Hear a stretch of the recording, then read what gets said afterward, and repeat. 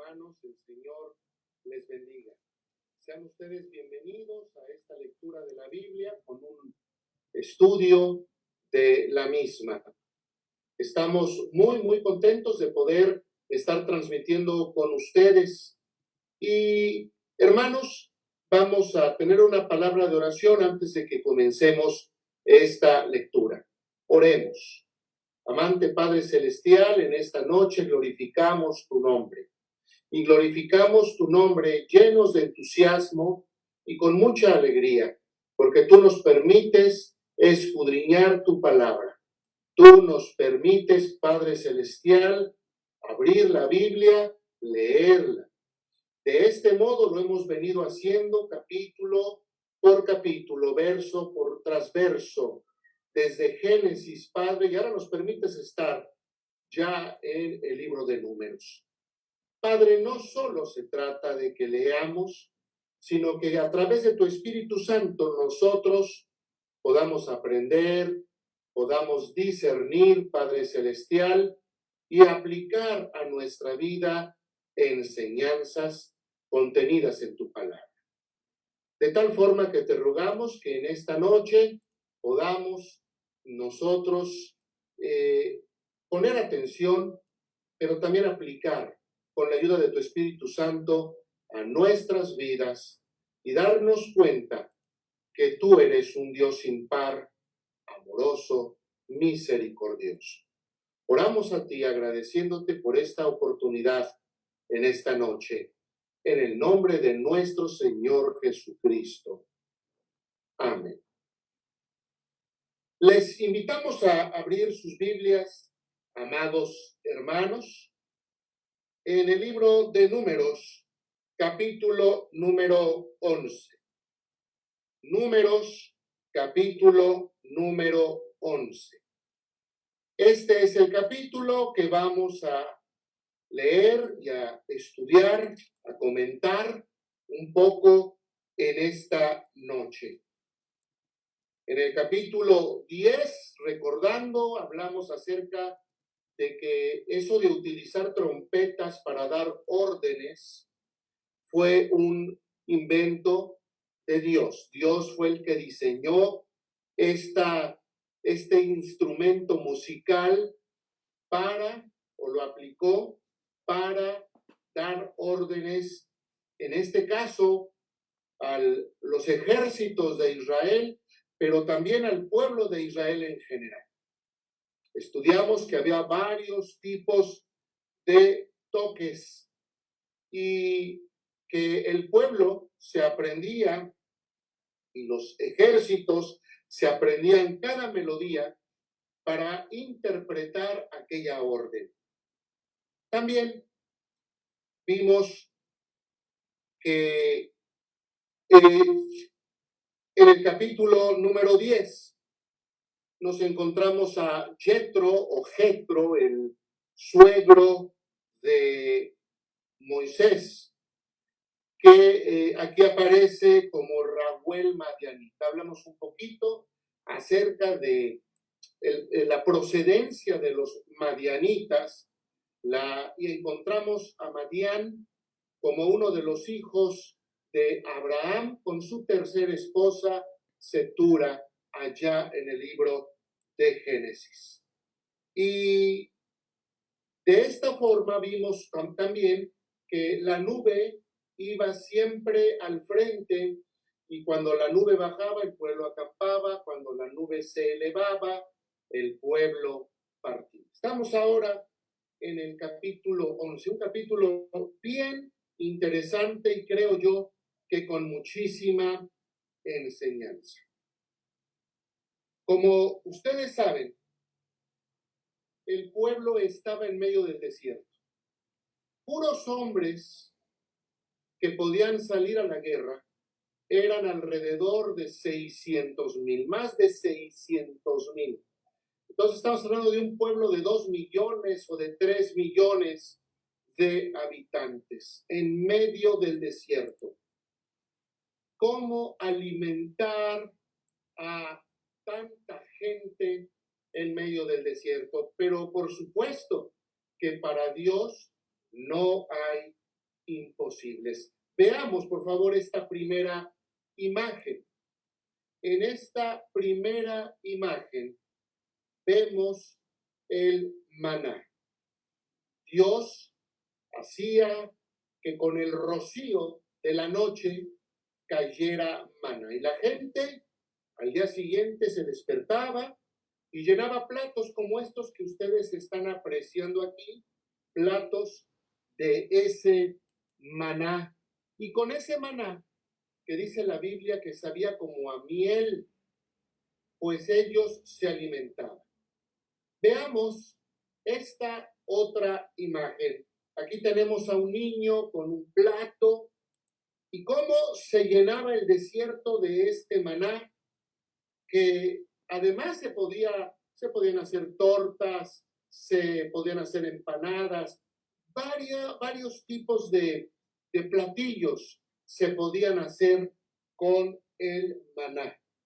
Y se le llama maná de vida porque mantenía con vida al pueblo en el desierto. Y también sabemos que la gente solamente, el pueblo de Israel, veamos esta otra imagen, solamente podían recoger aquello que se iban a comer. Hubo algunos que levantaron de más, queriendo guardar ahí, tener su guardadito, su ahorro, y al día siguiente había hecho gusanos. Solamente el día viernes el pueblo tenía permitido recoger una doble porción de maná, porque el sábado era el día de reposo y no caía maná del cielo. De tal manera que la gente tenía que estar ya lista, preparada desde el viernes para poder enfrentar al día sábado. Entonces, vemos que el maná es el sustento que Dios manda. Y imagínense ustedes cómo se vería el desierto blanco por la caída del maná durante la noche y cómo millones de personas se podían alimentar de este pan de vida. Y es que el maná también es, proféticamente hablando, ese pan de vida que vendría miles de años después, Jesús, de tal manera que el que de él comiera jamás tendría hambre. El pan. También hablando de la Santa Cena, hoy encontramos al pan presente. Todo esto es lo que el pan significa y cómo viene desde antes. Pero comer maná todos los días, aunque fueran diferentes presentaciones, el pueblo no aguantó. Y vamos a ver el capítulo 11, versículo 1. Aconteció que el pueblo se quejó a oídos de Jehová. Aquí hay algo interesante. El pueblo no fue con Moisés primero, sino que el pueblo, desde un inicio, fue directamente con Dios, lo cual no era así. Ese no era el procedimiento. Y por eso lo oyó Jehová, y por eso ardió su ira. Y se encendió en ellos fuego de Jehová, y consumió uno de los extremos del campamento. Hay procedimientos. Una frase que veíamos en miércoles pasados, y este domingo también, es la frase a su tiempo. A su tiempo, el tiempo de Dios, no cuando nosotros o el pueblo quiera, y también a la forma de Dios, como Dios lo quiera, no como lo queramos nosotros. Y muchas veces podemos pensar que podemos proceder de acuerdo a nuestro razonamiento, pero tenemos que sujetarnos al orden, a la disciplina de Dios. No podemos simplemente hablar por hablar o, en este caso, hablarle a Dios directamente porque existía Moisés, que era el mediador. Existían los sacerdotes, pero el pueblo, harto de tanto maná, fue y le reclamó a Dios, y por eso Dios consumió una orilla, una parte, un extremo del campamento. Entonces ahora sí, el pueblo como que le bajó un poquito, y entonces el pueblo clamó a Moisés. Ahora sí fue de la manera adecuada, la manera en este momento establecida. Hoy ya no es así. Nosotros hablamos con nuestro Padre Celestial a través de Jesucristo, pero en aquella época era a través de Moisés. Y entonces en el verso 2, ya el pueblo clamó a Moisés, y Moisés oró a Jehová, y el fuego se extinguió, se apagó aquel fuego. Y aquel lugar se llamó Tabera. Tabera, en hebreo, quiere decir incendio, porque el fuego de Jehová se encendió en ellos. Tal es el celo de Dios de que nosotros seamos obedientes y sigamos al pie de la letra sus mandatos. Pero el versículo 4 nos da más luz acerca de este acontecimiento. Dice, y la gente extranjera que se mezcló con ellos tuvo un vivo deseo, y los hijos de Israel también volvieron a llorar y dijeron, ¿quién nos diera carne de comer? Parece ser que extranjeros, que personas que iban viajando con ellos, fueron los que incitaron a este reclamo y rebelión ante Dios. Y el pueblo los imitó. Y este patrón se va a repetir más adelante, cuando ya llegan a la tierra prometida y se establecen. Va a resultar que Dios va a ordenar a Josué que arrase, que acabe más adelante con Saúl, que arrase con los pueblos circunvecinos. ¿Y por qué? ¿Por injusto Dios? No, de ninguna manera. Él sabía que esos pueblos nunca iban a creer en él. Dios jamás condenaría a alguien que va a creer en él. Y más que él conoce el futuro. Él es omnisciente. Él sabía que esos pueblos nunca iban a creer en él. Por el contrario, esos pueblos lo que iban a hacer era convencer al pueblo de Dios, a Israel, de cosas malas, de abominaciones, de idolatría. Y aplicando eso hoy, hermanos, qué barbaridad. Desde el punto de vista religioso vemos muchas mutaciones, vemos muchas sectas que se dicen cristianas y que muchos hermanos que no tienen una buena base doctrinal creen que son cristianos y les llaman hermanos. De la misma forma pasaba en aquella época. Y no hablemos acerca de la degeneración y de todo lo que estamos viviendo en el presente, y quieren que veamos lo amargo como dulce, que veamos algo que es malo y que no es aceptado por la palabra de Dios como algo bueno, como algo sensato. Por eso es que Dios va a ordenar que estos extranjeros y estos países sean pues deshechos, sean borrados. Desde aquí todavía no tienen país, apenas salieron de Egipto, van caminando, por allí en el camino se juntaron algunos extranjeros, Y estos extranjeros quizás en realidad fueron los causantes de ese incendio donde murieron personas. Fueron causantes de incitar al pueblo de Israel a reclamarle a Dios. Pero, ¿qué acaso el pueblo de Dios no veía, no escuchaba?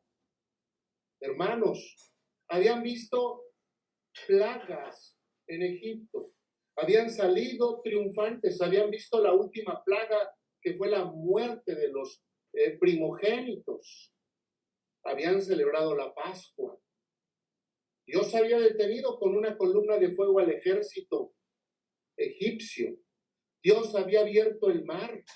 Habían pasado en seco y cuando estaban del otro lado, la columna se había quitado y el ejército de Faraón había sido ahogado en el Mar Rojo. ¿Acaso no habían visto la presencia de Dios allí en el Sinaí y no habían visto la ley de Dios cuando descendió Moisés del Sinaí? ¿No habían visto la columna para iluminarlos de noche, la columna de fuego y la nube que les iba acompañando y que subía y que bajaba? No estaban muriendo de hambre, no estaba pasando eso. Bien llenitos que estaban, solo que querían que Dios les cambiara o les variara el menú. ¿Cuántas veces no nos damos cuenta de las cosas buenas y maravillosas que Dios nos da? Si usted me está escuchando, y esta frase la digo constantemente, si usted me está escuchando es porque usted está vivo, así como yo. Y si usted está vivo es porque usted es un superviviente de esta pandemia mundial, de la violencia y de tantas cosas que nos aquejan. ¿No es acaso esto suficiente para darle la gloria a Dios y estar llenos de agradecimiento? Pero este pueblo, sí, que se juntaba con otros que no convenían, este pueblo que se dejaba seducir por los pensamientos de otros, pensamientos que no convenían, estaba no nada más rompiendo la estructura que Dios había establecido, sino también estaba reclamándole a Dios. Tenía dos opciones. Gracias por el maná, aunque sea diario, pero tengo que comer. Pero ellos ya querían carne. Y decían, versículo 5, nos acordamos del pescado que comíamos en Egipto de balde, de los pepinos, los melones, los puerros, las cebollas y los ajos. Y ahora nuestra alma se seca, pues nada sino este maná ven nuestros ojos. El pan de Dios.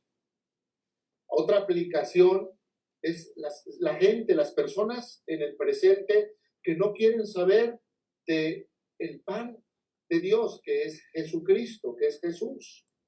Él es el pan de vida y no quieren probar, no quieren acercarse. Otra aplicación más sería aquellos que no quieren participar del pan y del vino en la Santa Cena.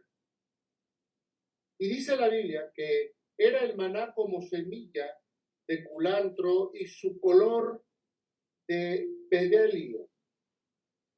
Y el pueblo se esparcía y recogía y lo molía, como pueden ver en esta imagen, en molinos, o lo mojaba en morteros y lo cocía en caldera, o hacía de él tortas. Su sabor era como de aceite nuevo, era dulce, era agradable el sabor, pero ellos ya no querían eso, ya no querían eso que Dios les daba. Y cuando descendía el rocío sobre el campamento de noche, el maná descendía sobre él. Y oyó Moisés al pueblo que lloraba por sus familias, cada uno a la puerta de su tienda.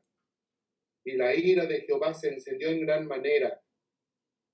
También le pareció mal a Moisés.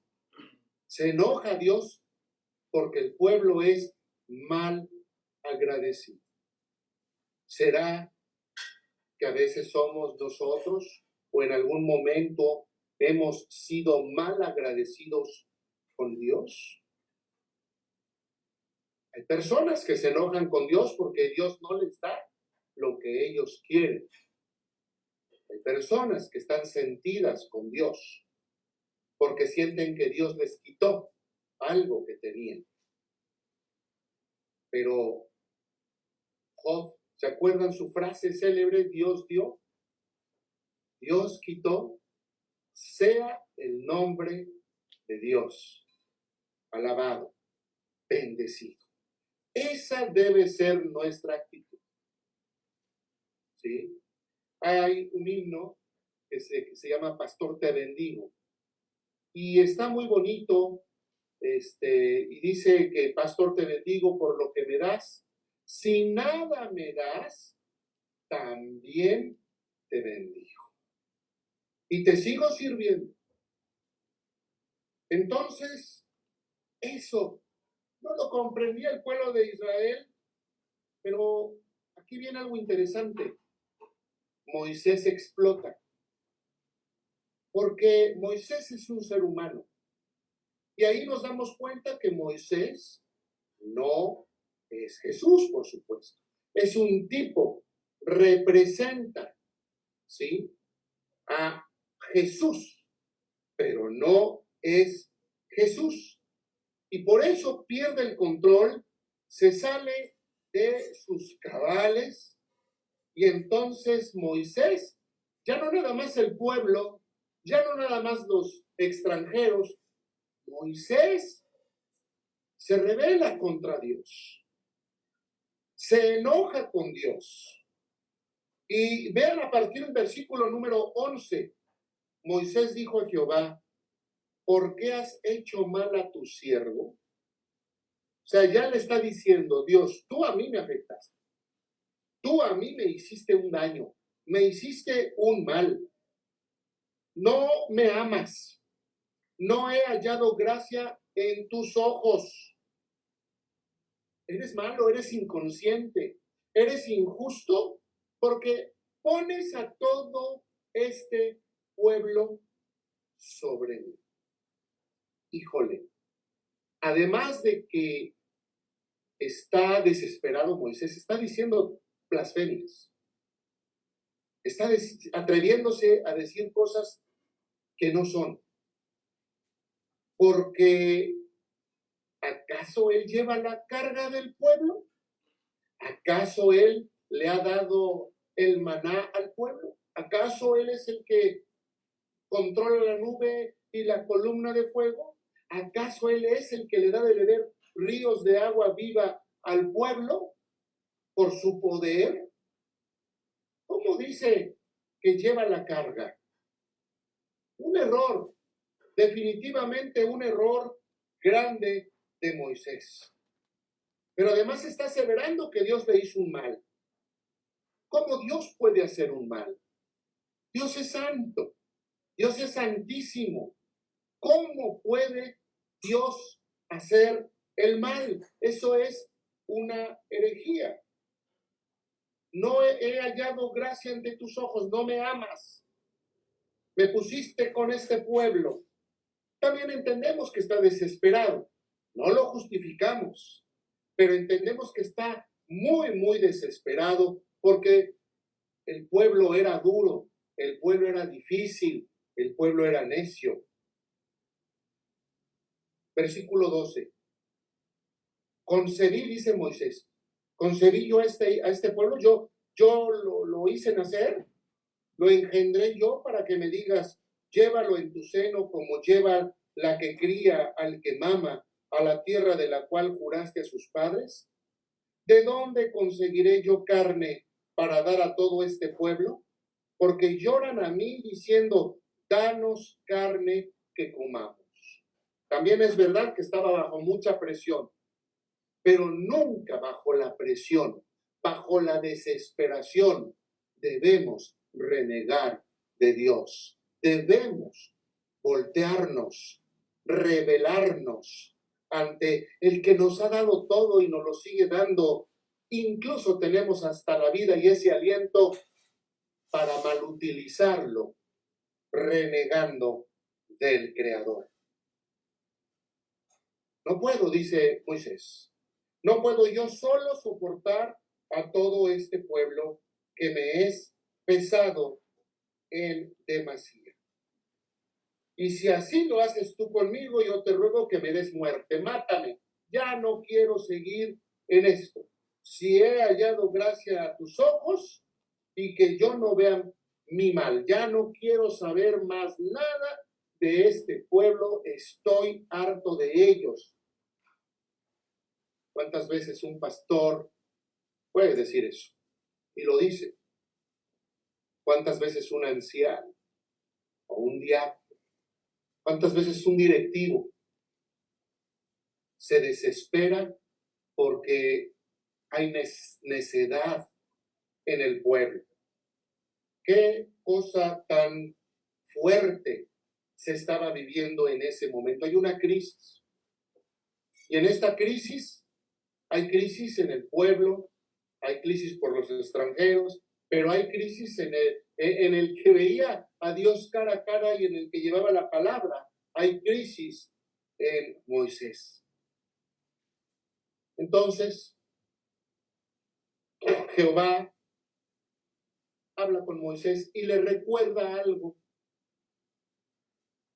algo que ya su suegro le había dicho.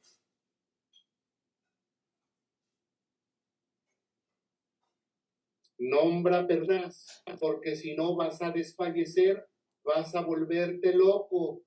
No puedes tú solito. Delega.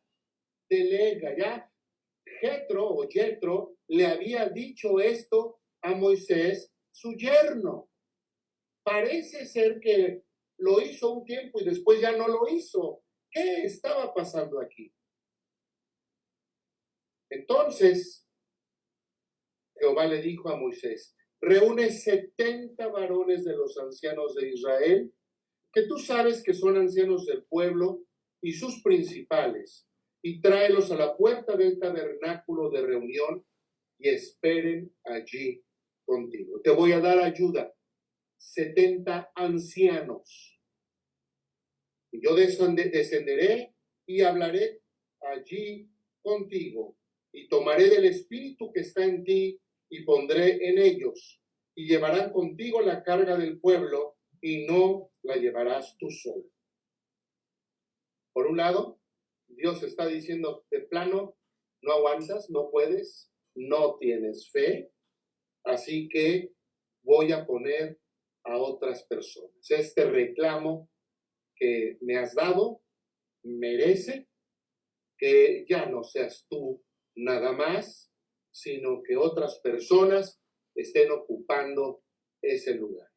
Y bueno, claro, te van a ayudar, pero antes tú tuviste la bendición completa, tú tuviste la confianza completa, tú fuiste llamado y escogido por Dios Todopoderoso y le has defraudado. No olvides eso. Y no olvidemos eso, hermanos, si es que tenemos algún cargo o alguna responsabilidad. Dios es el que juzga.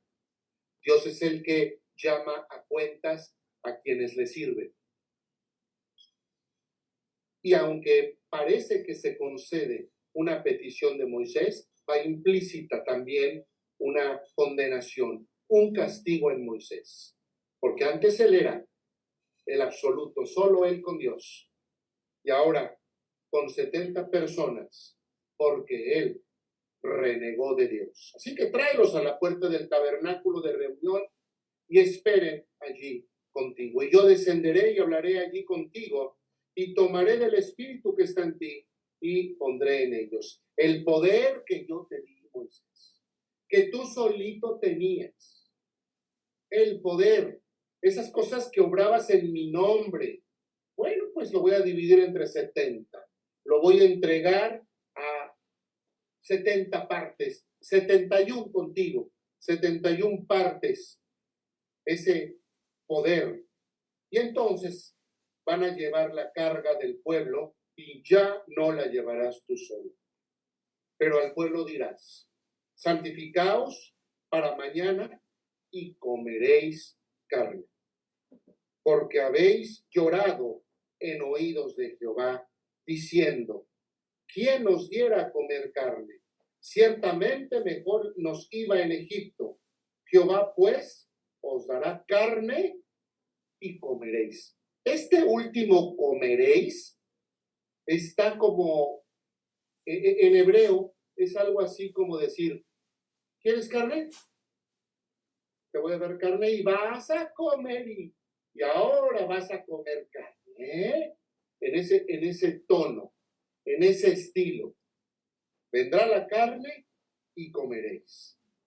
Y lo que estoy diciendo tiene lógica con el versículo 19, porque dice, y no vas a comer carnita un día, ni 2, ni 5, ni 10, ni 20, sino hasta un mes entero, hasta que os salga por las narices y la aborrezcáis, por cuanto menospreciasteis a Jehová, que está en medio de vosotros. Y cuando dice menospreciasteis a Jehová, también está incluyendo a Moisés, que está en medio de vosotros, y llorasteis delante de él, diciendo, ¿para qué salimos acá de Egipto? Entonces, dijo Moisés, 600,000 de a pie es el pueblo en medio del cual yo estoy. Y recuerden que solo son los ejércitos, los varones de 20 años en adelante. Por eso hablamos de unos 6 por 4, 2,5 millones, 3 millones de personas en el desierto. Y dice, pero fíjense, Moisés sigue en su plan, Moisés sigue en su plan. Y le dice, a ver, hay 600,000 hombres del pueblo en medio del cual yo estoy. Y tú dices, les daré carne y comerán un mes entero. Se degollarán para ellos ovejas y bueyes que les basten, o se juntarán para ellos todos los peces del mar para que tengan abasto. Híjole, Moisés está verdaderamente desubicado en ese momento. Y a veces, todo siervo de Dios, perdemos la cabeza, nos desesperamos, nos molestamos mucho. El problema es que no siempre es con la iglesia, sino que a veces los mismos pastores pueden sentirse con Dios y reclamarle a Dios. ¿Cómo? Moisés, que ha visto tanto milagro, cuestiona si Dios puede darle de comer a 600,000 carne. Lo está cuestionando, ¿a poco sí puedes? Por eso, está totalmente desubicado en este momento y totalmente desesperado. A pesar de que ya escuchó, pero ahora tiene una mezcla de rabia porque ya no va a ser el único. Está enojado. Y cuidado, porque cuando uno está enojado, dice muchas cosas de las que después uno se arrepiente. Moisés está muy, muy enojado. Versículo 23. Entonces Jehová respondió a Moisés y le dice, ¿acaso se ha cortado la mano de Jehová? O sea, ¿acaso tengo menos poder? ¿Acaso mi brazo fuerte, mi brazo poderoso se ha debilitado? Ahora verás, Moisés, si se cumple mi palabra o no. ¿Qué pasaba con Moisés? ¿Qué situación? Y esa es una de las razones por las que Moisés no va a entrar a la tierra prometida. No se lo merece. Y va a haber otra razón más adelante, pero esta es una de las razones por las que Moisés no entró a la tierra prometida. Solamente pudo subir al monte Nebo y desde allá arriba pudo estar contemplando la tierra prometida allá abajo, y allí murió, y allí pues le enterró Dios. Algunos piensan que en realidad, al igual que Elías, fue llevado a la presencia de Dios. Ese es un gran misterio. Pero por supuesto que esto tuvo sus repercusiones. Versículo 24. Y salió Moisés y dijo al pueblo las palabras de Jehová. Reunió a los 70 varones de los ancianos del pueblo y los hizo estar alrededor del tabernáculo. Y entonces Jehová descendió en la nube y le habló y tomó el espíritu que estaba en él, y lo puso en los 70 varones ancianos, y cuando posó sobre ellos el espíritu, profetizaron y no cesaron. Nótese que la palabra profetizar en hebreo, en el Antiguo Testamento, no es hablar del futuro, es predicar a Dios. Y es exactamente la misma definición que nos vamos a encontrar en las epístolas a Corintios en el Nuevo Testamento. La profecía no es ver el futuro, es predicar la palabra de Dios. ¿Sí? Y no cesaron. Y habían quedado en el campamento 2 varones, llamados el uno Eldad y el otro Medad. Vamos a continuar. Y entonces, a ver, creo que ahí me equivoqué, hermano Omar, si podemos adelantar a los 2 rostros. Puse las codornices primero. Vamos a ver los 2 rostros, por favor. Eldad y Medad. Vamos a ubicar esto. Están 70 varones con Moisés enfrente del tabernáculo y a ellos Dios les da del espíritu de Moisés para que puedan gobernar, manejar al pueblo, y comenzaron a profetizar. Pero 2 varones estaban en el campamento, versículo 26. Uno se llamaba Eldad y el otro se llamaba Medad, sobre los cuales también reposó el espíritu. No nada más los que estaban ahí frente al tabernáculo, sino que estos estaban en sus casas, en sus tiendas, y vino el espíritu también sobre ellos. Estaban estos entre los inscritos, pero no habían venido al tabernáculo y profetizaron en el campamento. O sea, no eran 72, eran 68 y 1, pero estos 2 no habían, por alguna razón, no habían ido. Y es que hay veces que hay personas que no quieren, que Dios les dice, ven, sírveme, trabaja, haz esto. No puedo. Miren que tengo un internet malísimo. No puedo, no tengo lentes, no alcanzo a leer. Ay, hermana, ay, hermano, no puedo, se me complican mis horarios, la familia, el trabajo. Híjole, hermanos, todos tenemos problemas. Y si por nuestros problemas no sirviéramos a Dios, nadie le serviría a Dios. Si usted está esperando no tener problemas para servirle a Dios, no es así. No funciona así. El servirle a Dios en medio de nuestros problemas también es un acto de fe. Es un acto de fe de que Dios, a pesar de que ve que tenemos problemas, nos va a sacar de los problemas y nos va a utilizar en su obra.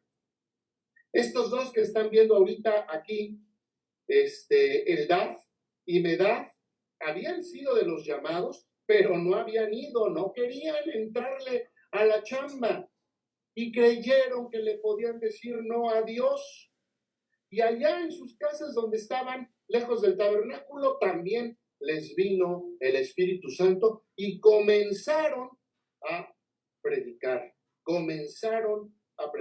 Y dije Espíritu Santo porque el espíritu que había en Moisés no era espíritu de Moisés, era el Espíritu Santo que vivía en Moisés, estaba en Moisés, el que se repartía, así como en el libro de los Hechos, cuando llega el Espíritu Santo a los discípulos en aquel aposento alto. También es interesante esto, hermanos, porque hay quienes enseñan que el Espíritu Santo es del Nuevo Testamento. Y no es cierto. El Espíritu Santo, la Santísima Trinidad, están presentes tanto en el Antiguo Testamento como en el Nuevo Testamento. Así que, continuando, estos dos hombres que ustedes ven en pantalla empezaron a profetizar en el campamento. Y ahora vamos, por favor, Omar, a donde está el anciano de barba blanca con el joven. Y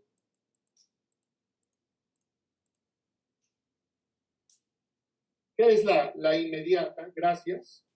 Ese joven es Josué. Y miren lo que dice aquí, 28. Entonces respondió Josué, hijo de Nun, ayudante de Moisés. Y dijo, bueno, era uno de sus jóvenes. Y dijo, Señor mío Moisés, para esos dos que no vinieron y que están profetizando por allá, páralos. Y Moisés le respondió, ¿tienes tú celos? ¿Saben? Existen los celos, ¿sí? Pero no estoy hablando del celo por el esposo, por el novio, por el hijo, la hija. No estoy hablando de ese tipo de celos que tienen que ver con el amor. Hay celos hasta del púlpito. ¿De verdad? ¿De verdad hay pastores que tienen celos? Y no un celo bueno, vamos a llamarlo así, sino realmente no quieren compartir el púlpito con nadie. Y si llega un mejor predicador, sienten celos. Y hay celos. A veces en los consistorios, en las juntas de diáconos. Y hay celos, a veces, en alguna de las organizaciones de la iglesia, y ya llegó y quién sabe qué quiere hacer, quién sabe qué está tramando, y empieza a haber celos. Cuidado, mis hermanos, con los celos, porque la obra no es de usted, la obra tampoco es mía o del pastor, si nos ven en otras iglesias. Cuidado con los celos son malos. Si alguien llega a la iglesia, si alguien llega a su organización y tiene ganas de trabajar, tiene ganas de ir hacia adelante en el nombre de Jesucristo, gloria a Dios, no se deje dominar usted por los celos. Miren, ya Moisés como que empieza a bajarle, como que empieza a enfriársele la cabeza de ese momento de crisis. Y miren lo que le contesta Moisés a Josué. 29. ¿Tienes tú celos por mí? No, Josué. Sería maravilloso que todo el pueblo de Jehová fuera profeta, que todos, absolutamente todos, quisieran predicar la palabra. Qué bonito sería que todos los de la iglesia, en la iglesia o en alguna de sus organizaciones, todos quisieran entrarle por el bien y para que crezca la obra de nuestro Dios. Qué bonito sería eso. No tengas celos.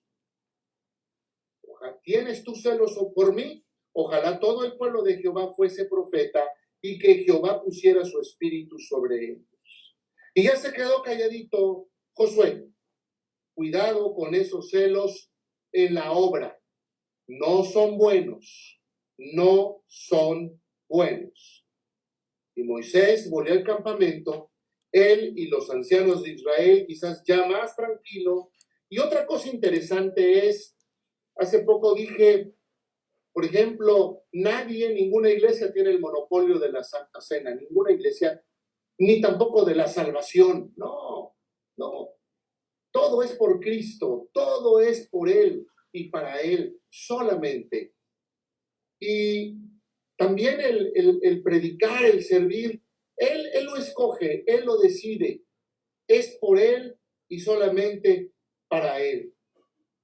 Y quiero también agregar, hermanos, que ¿qué quiere decir que dos que no fueron también estaban profetizando? Bueno, que a Dios no se le dice que no, primeramente, ¿no? Pero también quiere decir que la palabra de Dios puede ser predicada por otro lado, ¿sí? Porque finalmente Dios está en todos lados y su palabra es para todo el mundo.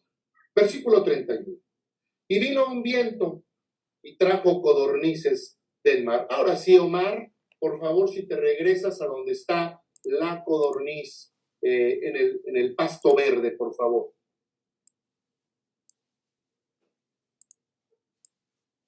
Muy bien. Espero que ya lo haya puesto nuestro hermano Omar. Aquí tenemos una codorniz. Este es el animalito en cuestión. Y ya vamos a ir terminando, hermano. Nos quedan 10 minutos. Y dice que vino un viento de Jehová. Y trajo con este viento codornices del mar. Y las dejó sobre el campamento. Un día de camino a un lado y un día de camino al otro. ¿Qué quiere decir? Que ahí está el camino, la terracería. Pues imagínense que ustedes caminaran hacia la derecha todo un día y estaba lleno de codornices. Y del camino de la terracería a la izquierda, todo un día y estaba totalmente lleno de codornices. Veamos esta otra imagen que nos ilustra este momento. Así que, versículo 32. Entonces el pueblo estuvo levantado todo aquel día y toda la noche y todo el día siguiente y recogieron codornices. El que menos recogió 10 montones y las tendieron para sí a lo largo, alrededor del campamento. Otra ilustración, pero ahora junto al mar, donde están estas codornices. ¿Qué viene a la mente? Miren, imagínense todo alfombrado de codornices. ¿Qué no el pueblo había aprendido de solamente tomar su porción en el caso del maná? El pueblo otra vez, ambicioso, aborazado, agarrando tanto como se pudiera. Y por eso es que en el versículo 33 viene un castigo. Dice, fíjense, muy interesante, aún estaba la carne entre los dientes del pueblo antes de que fuese masticada, antes de que se la tragaran, cuando la ira de Jehová se encendió en el pueblo, e hirió Jehová al pueblo con una plaga muy grande. Murieron muchísimos por aborazados. Hay gente vival.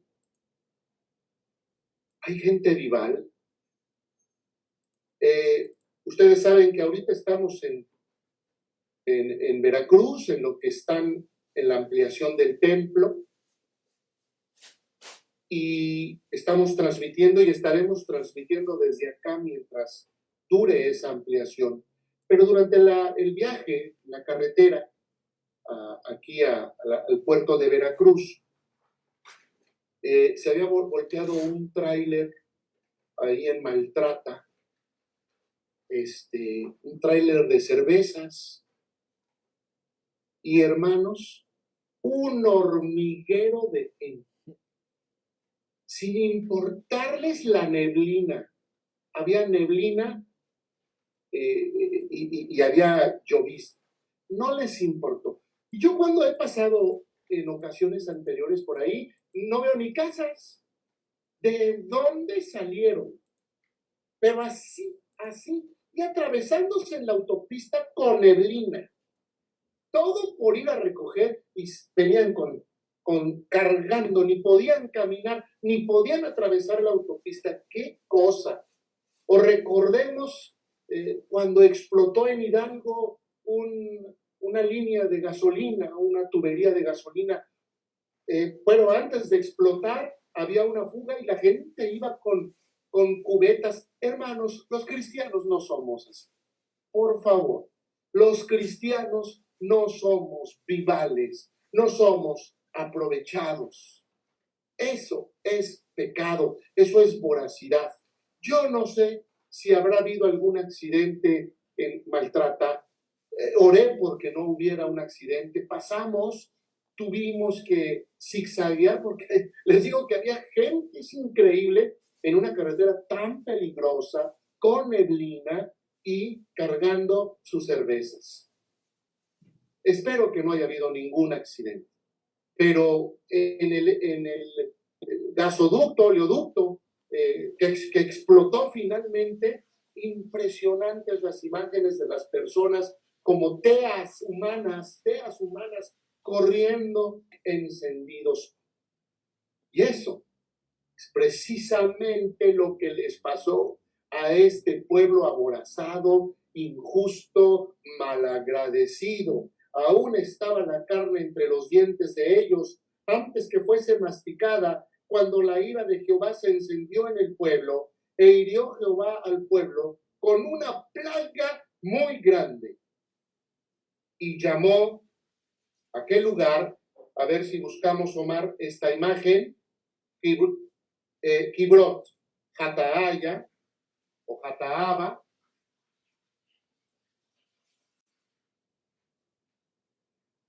¿Y qué significan estas palabras? Tiene dos traducciones. Significa tumbas de los codiciosos, ¿sí? Tumbas de los codiciosos, o también puede significar tumbas del apetito. Tumbas del apetito. Allí sepultaron al pueblo codicioso. Allí los sepultaron. De Kibrot, Hataaba partió el pueblo hacia Hazerot y se quedó en Hazerot. Qué terrible castigo para esta parte del pueblo que escuchó a los extranjeros, que se dejó llevar por los amigos. Qué terrible castigo.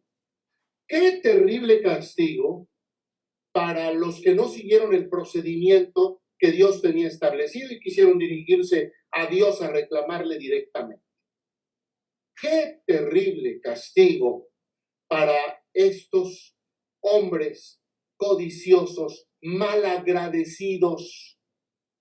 Dios los estaba manteniendo, no estaban muertos. Tenían el maná. Exigentes, sin aportar nada, sin ayudar en nada, pero muy exigentes. Y ahí terminaron en las tumbas de los codiciosos. Qué terrible que no aprendieron de solamente tomar su maná para el día. Y ahí venían con sus canastas y con sus cestas llenas de codornices. Dios no acepta al codicioso. Dios no acepta a este tipo de personas. Y el mismo Moisés, que tuvo que delegar y que le pesó. Y además el mismo Moisés, que se salió, perdió los estribos, que se descompuso. Qué pasaje tan fuerte. Y cuánto tenemos nosotros que aprender de este capítulo, hermanos. Seamos agradecidos. No seamos codiciosos ni ambiciosos. Estemos satisfechos y dándole gracias a Dios por lo que nos ha dado. Nunca reneguemos de Dios. Nunca le reclamemos. Estemos sometidos a Él. Y nunca alteremos, ¿verdad?, lo que Él ha puesto, la organización que Él ha puesto. Nunca jamás pase eso. Oremos. Gracias, Señor, en esta noche, por esta tu palabra y por estos puntos tan interesantes, pero que nos dejan tanta enseñanza. Gracias porque contamos con estos medios para poder hacer todo esto a la distancia. Bendice a mis hermanos que están escuchando este estudio y lectura de la palabra. Permite que podamos pensar, que podamos meditar sobre esto y que analicemos nuestra vida y sabremos qué es lo que tú quieres de nosotros. Permítenos continuar con esta semana hasta terminarla. Líbranos, Padre. En el nombre de Cristo oramos. Amén. Dios les bendiga, amados hermanos, que tengan una muy buena noche. Muchas bendiciones.